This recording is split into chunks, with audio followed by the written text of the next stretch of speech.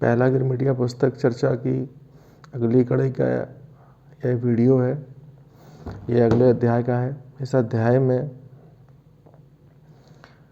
गुलामी के बारे में बताया गया है। हम आज अपने समाज में देखते हैं कि जो स्थिति है गरीबी की, भुखमरी की, वो बहुत बेहद चिंताजनक है और हम इस बात को देखकर अपने समाज में बहुत निराश होते हैं। लेकिन हम साथ में ये भी देखते हैं कि उन सभी लोगों को जिनके साथ अन्याय हो रहा है उनको कवरेज मिलता है, उनको अटेंशन मिलती है।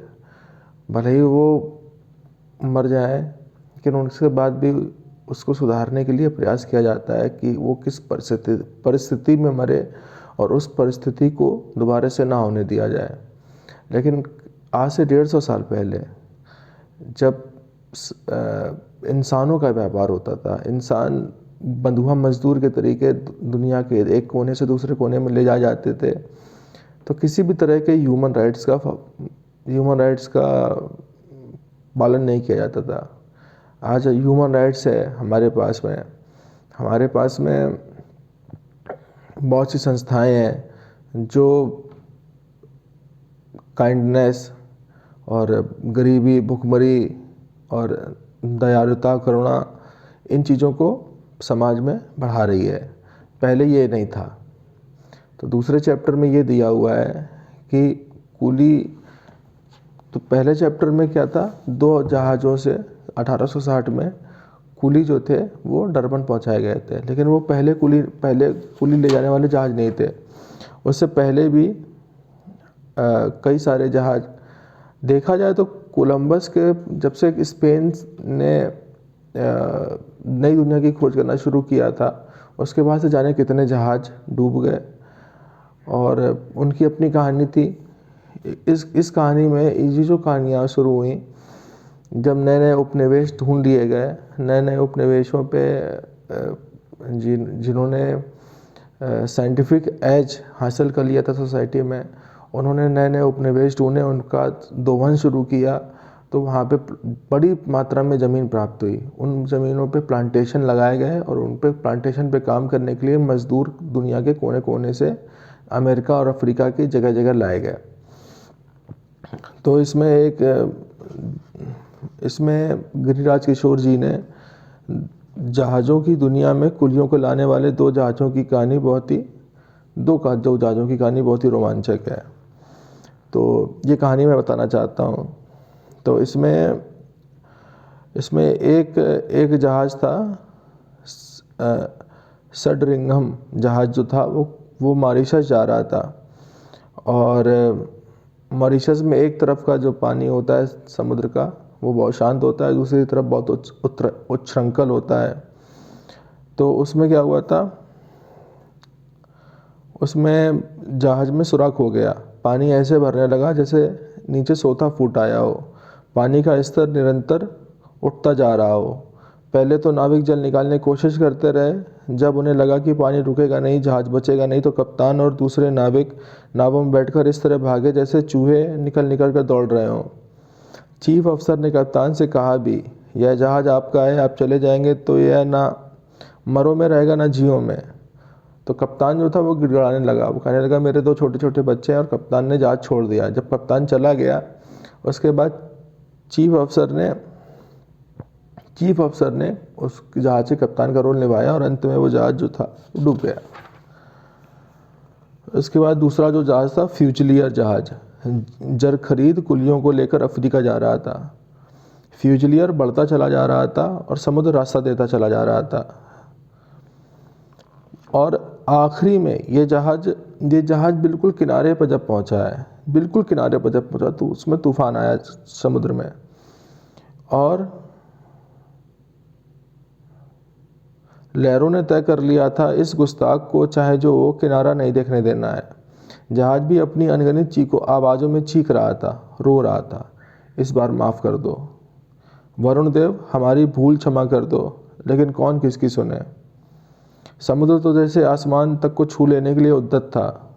भयंकर उन्माद उसे घेरे था। एकाएक फ्यूजिलियर टूटा। कुली और जहाज़ी अनार के दानों की तरह जल की सतह पर बिखर गए।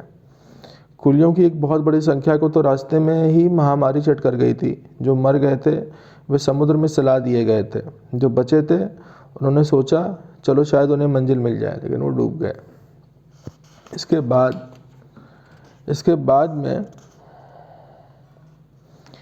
बाद में जो सिरदार होता है, सिरदार जो था वो मालिक के नीचे जो अंडर में कुलियों से काम करवाता है सारा, उसको सिरदार बोलते थे।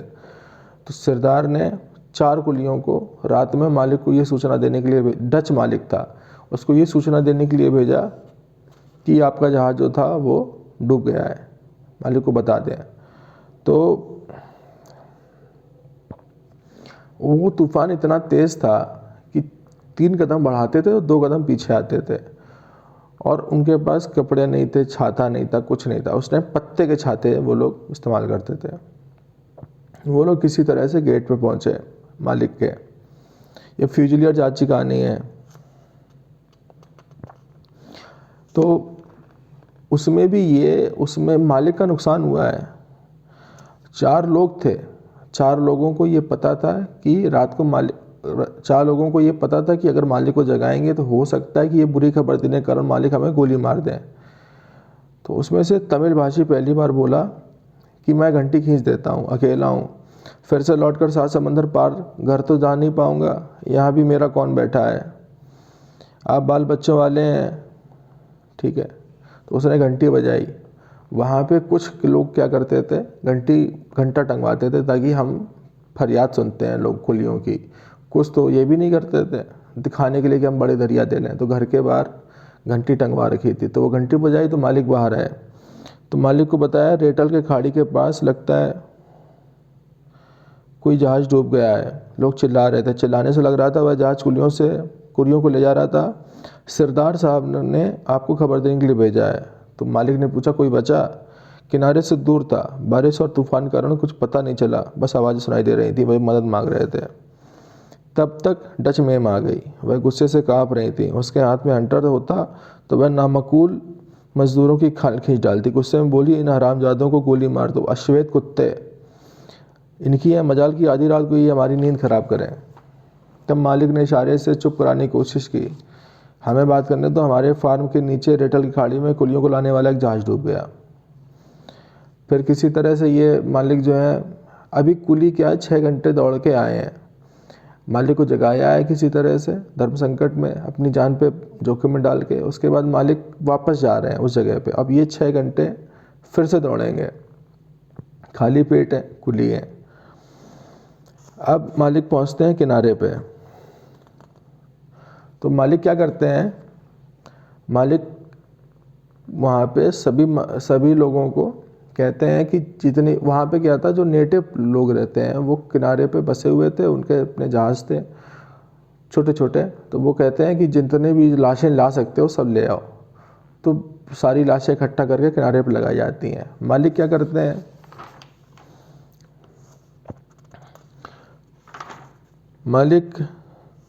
मालिक सारी लाशों को अपने फार्म ले आते हैं और वहाँ पे गड़वा देते हैं।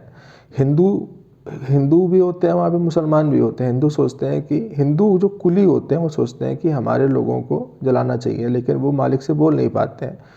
तो मालिक सभी को वहाँ पे गड्ढा खोद के गड़वा देते हैं। मालिक कहते हैं कि सभी का धर्म कर्म होना चाहिए।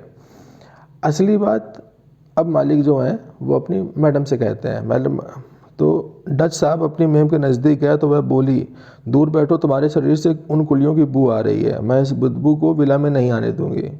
लेकिन मैंने तो उन्हें छुआ तक नहीं। उनकी बदबू तो मरे चूहे से भी ज़्यादा तेज़ होती है। लेकिन वे कितने मेहनती हैं, जीते हुए फसलों के लिए काम करते हैं। अब मरकर भी वे उन्हें कई गुना बढ़ा देंगे। फिर हंसकर बोला जिनकी मेहनत इतनी चमत्कारी, उनकी हड्डियाँ कैसी होंगी।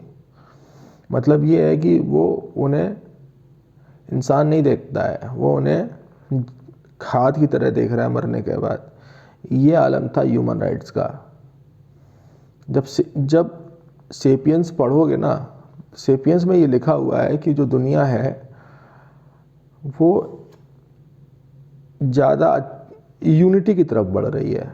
हमारे जो दुख है वो पूरी दुनिया में दुख दिखता है सबको। पहले लोग मर जाते थे, बेनाम मर जाते थे, हज़ारों लोग एक बार में शिप में मर जाते थे, उनका नाम तक नहीं आता था।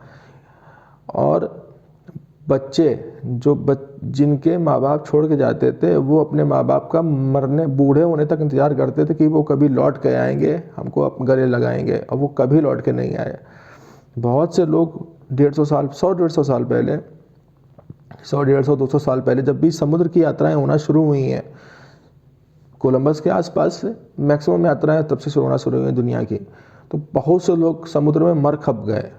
चाहे भले वो एक्सप्लोरर रहे हों, चाहे वो भले कुली रहे हों, चाहे भले मजदूर रहे हों, उनके घर तक कभी कभी खबर तक नहीं पहुंची। अब कम से कम ये है कि इस टेक्नोलॉजी के ज़माने में खबर तो पहुंचती है किसी के पास में। तो हम यूनिटी की तरफ बढ़ रहे हैं, हम ह्यूमन राइट्स में भी आगे की तरक्की कर रहे हैं। तो सिचुएशन उतनी ख़राब नहीं है अगर 150 साल पहले देखा जाए। तो ये चीज़ थी, हम तरक्की कर रहे हैं, हम धीरे धीरे अच्छे हो रहे हैं सोसाइटी में एज अ ह्यूमन। धन्यवाद।